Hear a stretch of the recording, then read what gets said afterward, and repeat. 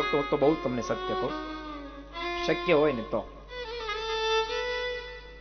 સારું શાસ્ત્ર વાંચવાનો અભ્યાસ રાખજો, રુચિ રાખજો. મહાપુરુષોના જીવન કવન વાંચવાની રુચિ રાખજો. ભક્તો સતત તમને મનન થઈ રાખશે, એને આમ કર્યું મારથી કેમ ન થાય, એને આમ કર્યું મારથી કેમ ન થાય. તમારા વિચારો નીચે આવવા જ નહીં દે. વિચારો કદાચ નીચે જવાનો પ્રયાસ કરશે તો આવવા નહીં દે. જેમ ગુરુત્વાકર્ષણ થકી પ્લેન કે કોઈ પણ પદાર્થ ઉપર ઉડી જાય, પછી એ પદાર્થ નીચે આવવાનો પ્રયાસ કરે તો નીચે આવી ન શકે.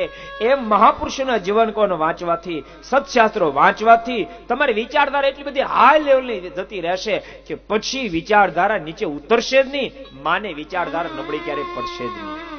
સારા શાસ્ત્રો વાંચજો, મહાપુરુષોના જીવન કોણ વાંચજો.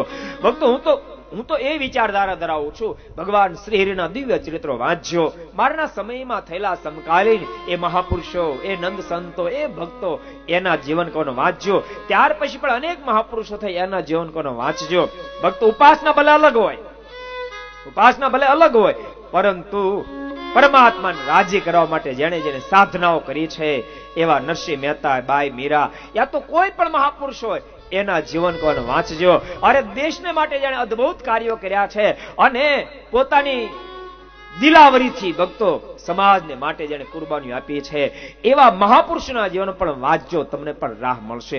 અને ભક્તો કોણ ક્યાં જન્મે કાંઈ નક્કી નહીં, અને કોણ કેવું કાર્ય કરી જાય. ક્યારેક ક્યારેક ઇતિહાસ વાંચે તો ભક્તો હૃદય નાચી ઉઠે.